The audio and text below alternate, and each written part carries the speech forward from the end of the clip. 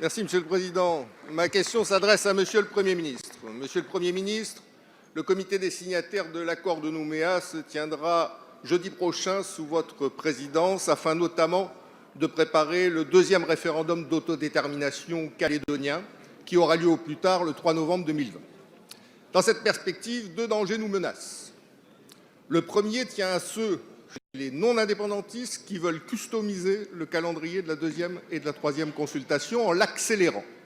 Dans cette hypothèse, la troisième consultation se déroulerait en plein cœur de l'élection présidentielle avec des risques majeurs d'instrumentalisation politique nationale du dossier calédonien. Est-ce souhaitable? L'histoire nous a enseigné que non. Le deuxième danger tient à ceux chez les indépendantistes qui veulent customiser le corps électoral du deuxième référendum en refusant l'inscription d'office des Calédoniens de statut de droit commun nés en Nouvelle-Calédonie et pouvant attester de 3 ans de résidence. Or, cette disposition avait fait l'objet d'un consensus politique entre indépendantistes et non-indépendantistes lors du premier référendum. Si cette exclusion était acceptée, elle constituerait une distorsion et une discrimination intolérables entre Calédoniens. Qu'il s'agisse donc du corps électoral comme du calendrier électoral, il ne faut pas détricoter pour convenance politicienne des consensus politiques qui ont fondé la légitimité et la sincérité des résultats du premier référendum, parce que ça, c'est extrêmement important pour la Nouvelle-Calédonie et pour la France. Ma question est donc, Monsieur le Premier ministre, quelles sont les positions que l'État entend défendre sur ces sujets?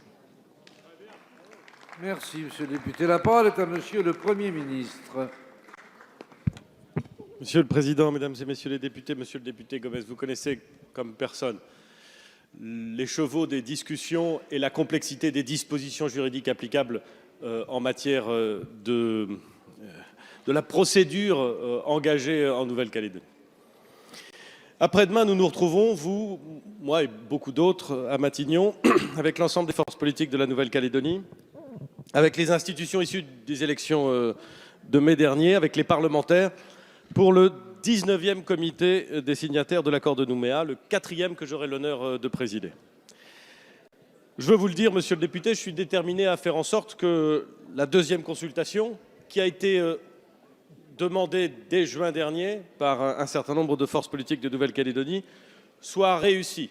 Réussie au sens où la première a vu ses résultats et son organisation salués par l'ensemble des acteurs politiques, l'ensemble des observateurs, y compris des observateurs qui ne sont pas des observateurs français et qui ont constaté que l'organisation et le déroulement des opérations électorales s'étaient faits dans d'excellentes conditions. Mon objectif, vous vous en doutez bien, Monsieur le député, c'est de faire en sorte que la deuxième consultation soit aussi irréprochable qu'a été la première.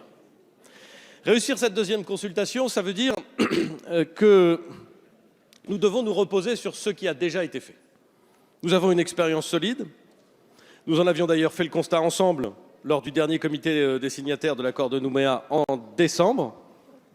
Les modifications qui ont été réalisées par la loi organique de 2018 ont été d'une grande utilité. Je pense notamment aux inscriptions sur les listes électorales ou encore aux bureaux de vote décentralisés qui avaient pu surprendre mais qui ont été objectivement plutôt réussis et plutôt salués. Nous avons identifié des axes de progrès pour permettre une participation plus importante encore. C'est un objectif très louable. Progrès qu'on peut faire par exemple dans la gestion des procurations. Et nous allons l'évoquer ensemble ce jeudi, comme il se doit dans un comité des signataires. Nous avons aussi évoqué la manière la plus efficace de poursuivre les travaux concernant la liste électorale spéciale pour la consultation. Nous en débattrons jeudi. Réussir la consultation, c'est donc la préparer sans précipitation, avec une complète maîtrise de processus dont nous savons, vous et moi, qu'ils sont très complexes et très sensibles. C'est donc avec le souci du dialogue et de la recherche de consensus que je veux que nous abordions la question de la fixation de la date de la prochaine consultation. La date de la prochaine consultation est enserrée dans des limites juridiques. Il revient à l'État la responsabilité de la fixer, mais je souhaite, comme cela avait été le cas pour la première consultation, que nous puissions exercer cette compétence en concertation avec les forces politiques en Nouvelle-Calédonie et et que nous le faisions en pensant aux étapes qui vont suivre cette deuxième consultation, en particulier, vous l'avez dit, à la manière dont le calendrier de ces consultations pourrait se conjuguer avec le calendrier des échéances politiques nationales, car, à l'évidence, les deux ne sont ni sans lien ni sans impact l'une sur l'autre. Monsieur Gomez, vous avez la parole. Monsieur le Excusez-moi. Président, merci Monsieur le Premier ministre pour votre réponse. Le dialogue et le consensus sont bien sûr essentiels dans le dispositif calédonien depuis 30 ans maintenant. Ils doivent être maintenus, poursuivis, amplifiés, explorés jusqu'au bout. Mais au bout du compte, si des désaccords sont constatés, l'État ne pourra pas être greffier, mais devra être acteur du processus parce que c'est un partenaire de l'accord de Nouméa. C'est ce que j'ai voulu dire au gouvernement.